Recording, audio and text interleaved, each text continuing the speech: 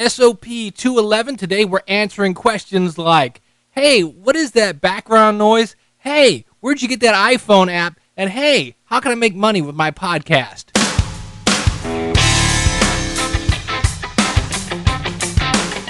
It's the School of Podcasting's morning announcements. Here's Dave Jackson. All right, hello, it is I, your personal podcast coach, Dave Jackson. Thanking you very much for tuning in to the School of Podcasting's morning announcements. Our website is schoolofpodcasting.com. Our email is dave@schoolofpodcasting.com, and you can call in your comments, courtesy of podcastvoicemail.com. That's 888-563-3228. And this is where we talk about all things podcasting. And a couple of shows back, I was talking about what I defined as bad audio quality. And to me, as soon as I hear blog talk radio, or if I hear talk shoe, I just go, oh, this has to be phenomenal content for me to even sit through it. And to be honest with you, I usually don't even give it that much of a chance. Well, I got an email from Bob who says, Dave, just discovered your podcast and was catching up on last night's listening to your My Definition of Bad Audio Quality episode. To add to your definition of bad audio quality, my definition of bad audio quality that will make me kill a podcast is unnecessary background noise, such as room echo, typing on a computer keyboard, shuffling of papers, and banging on a table.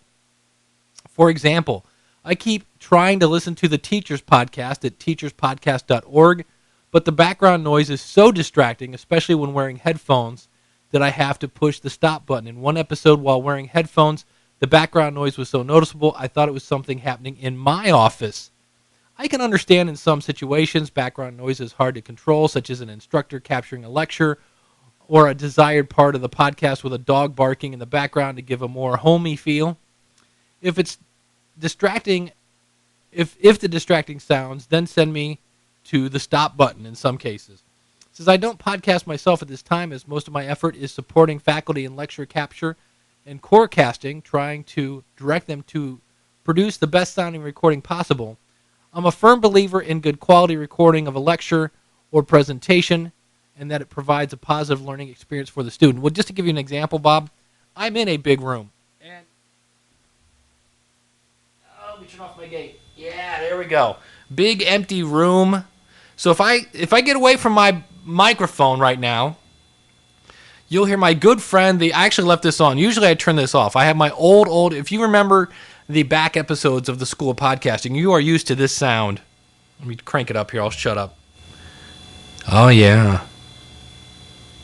That's the fan noise from my old computer, and I used to be in a room with more carpet. Now if I get way back here, and this is what I always say, this is a bad example. When you have people trying to record a podcast and they'll just turn a microphone way up and then they'll have another person sitting over here. Hey, yeah, that's a good idea. If you want to score, if you're going to win the football game, you got to score some touchdowns. And then the other person's over here. Yeah, that's right. And you have one person way over there. Yeah, you get all this background noise. So I'm going to turn down the mic now. And that's why I use a Shure SM58. And what am I using? I'm using a DBX. I got to put on my glasses. Something A. 286A. It's a compressor limiter, blah, blah, blah. And when I turn this up, you will hear...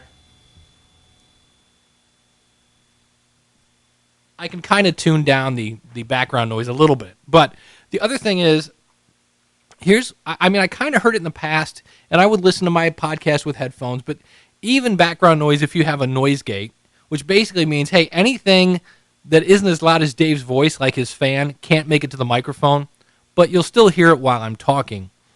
And so that's why I've now switched to just turning off all my computers and recording directly into my Zoom H4.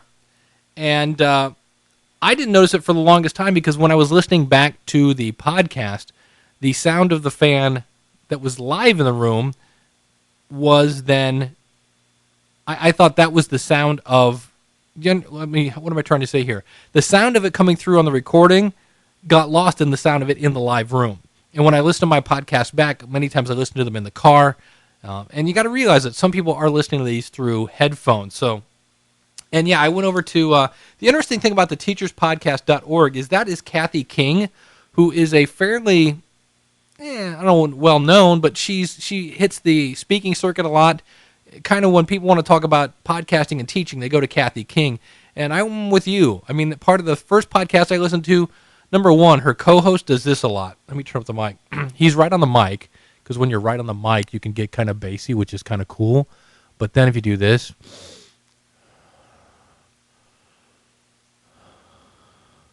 yeah, I don't want to listen to you breathe. So when you're breathing, if you have asthma or something, back away from the microphone. And then when they went to different sections, they definitely sounded way different. And I'm with you. I could see if I was wearing headphones where that background noise would bug me. If I was in the car, probably not. But thank you for the feedback. And if you want to hear what Bob thinks is bad audio, go over to teacherspodcast.org. Next up, a couple ways that you can make some money, I think, or try to make some money. I just signed up for this. I just bought, well, actually, you just bought, members of my audience bought me, helped contribute to a Kindle, an Amazon Kindle ebook reader. And one of the things that Kindle says you can do is you can subscribe to blogs. Now, I'm a whole 2 days into owning my Kindle, but it appears that may not be the easiest thing to do on the Kindle. But what you can do is you can take your blog, aka podcast, and you can actually go to Amazon.com. You'll see a link where it says publish with us, and one of the links is publish your blog for Kindles. Now this makes it very easy for a person who, because there's basically, it's kind of like, you have your podcast in the iTunes store. This is a way of putting your podcast minus the podcast, so basically your show notes, in the Kindle store. Now it'll retail. I just did this with my Logical Weight Loss podcast, and I didn't have any say in this. They sell it for $1.99. I need to look into this again. I'm about 2 days into this as well, of which I make 30%. So you figured 10% is 20 cents. So I will make 60 cents a month per subscriber. They do ask you how often you blog. But, and this is where good show notes come in handy. This is where you basically want to type up a paragraph or two, so enough that basically people don't have to listen to the podcast. Now, why would I do that? Because I want people to listen to the podcast? Well, it's good Google food. Google doesn't index sound, it indexes words. And so I usually put some sort of paragraph about each topic, and it's kind of a summary. But if the good thing is I will be able to tell if anybody subscribes, and when they do, I will start making much more detailed notes. They can subscribe for 14 days free and try it, but that may be another way, 60 cents at a time, to monetize your podcast. Now, while I'm on that subject, the way people always ask me on occasion, I want to sell or I want to have a premium podcast, things like that. You'll do the freemium model where you have a free version that then people can buy, the other, either your back catalog, things like that. I always recommend Premium Cast for that. It is a monthly fee to pay for that, but if you have monthly subscribers, it kind of, cancels each other out. I do have an affiliate link for that if you want to use it. It's 121 as the number 121 podcasting, right? 121 podcasting. It's either 121 pod. Just go to premiumcast.com. That's one way to do that. But the other thing that I've had a lot of people ask about, which is interesting because I have not promoted this one bit. There is an iPhone app for the School of Podcasting. And I've had people email me and say, hey, got your iPhone app, love it, keep the great shows coming. And I'm thinking, that's odd. I haven't mentioned that except for a few people, the members of the School of Podcasting have known about this. But apparently people are buying my app. Now, where did I get this designed and how much did it cost? It cost me nothing, as in free. And it's done by the company that owns Libsyn. And that is Wizzard Media. And if you just Google Wizzard Media iPhone app, it'll come right up. I'll put a link to it out in the show notes. But it's free. They then sell it, I believe, for $1.99. And I forget what percentage of it you get, but you get a chunk of the change. I think I end up making 70 cents. Don't quote me on that, but you make a chunk of the change. and obviously they take the rest. Why? Because they help develop it. They submit it to the iTunes store. They handle all the payment. They do everything, and you don't do a thing. And it's another way. It's another presence on the web. So, you can list your podcast, and people can actually download the podcast, because realize a Kindle doesn't read. I don't believe it does JavaScript. I don't believe it does Flash. I know it doesn't do Flash. So if you have a Flash player on your blog, people can't see it, and I don't believe they can download it either. I'm not sure. I know you can listen to MP3s on a Kindle. I don't know that your MP3 file, assuming you're just doing audio here, would be automatically downloaded to your Kindle. So again, it's more of a blog service, because the Kindle is more about reading. But I was like, hey, my show notes for this particular podcast usually are extensive, and all I do is I put my RSS feed into it, submit it, agree to some terms, and off we go, and it's 60 cents a subscriber. So that's just another way you might want to try. And if nothing else, it might get people to then go to your website. That's, like I said, I'm very new to the Kindle. I'm very new to the blog reading part of Kindle, but this is something, as I was going through the Kindle store, I'm like, wait a minute, I can put my blog here and people can subscribe to it. So it's just another avenue that may get people, again, realize that Kindle people are readers, but you may get them to subscribe or at least go to your website. So a couple ways to make money with your podcasting or with your blog. Kindle, we'll find out. I'll keep you posted. Premiumcast.com, if you want to do a membership, there's all sorts of things. You can sell downloads, things like that.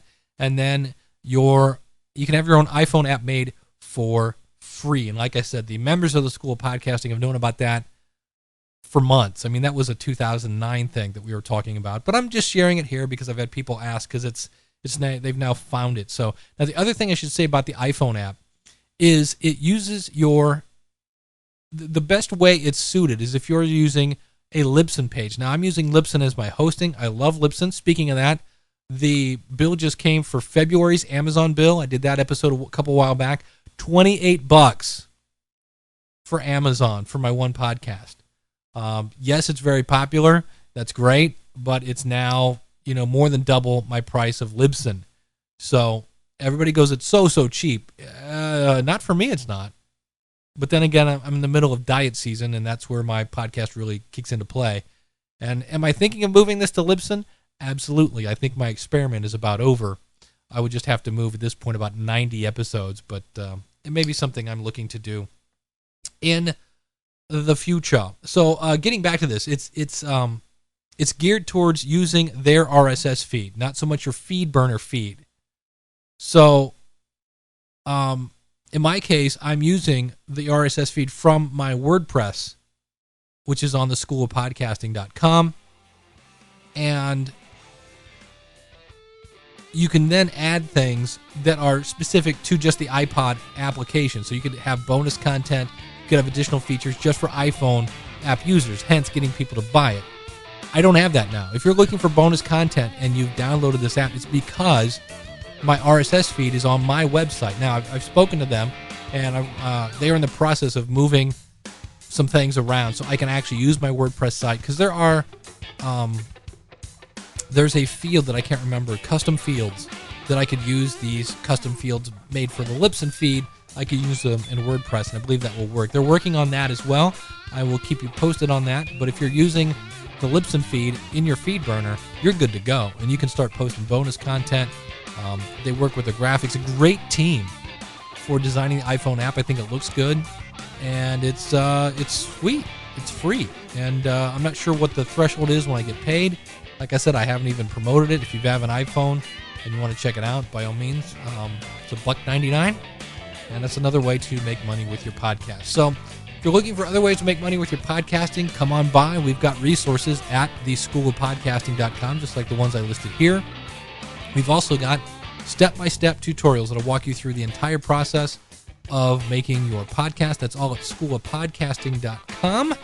And until next week, this is your personal podcast coach, Dave Jackson, thanking you for tuning in. Just one last time, if you want to contact me, email me, dave@schoolofpodcasting.com.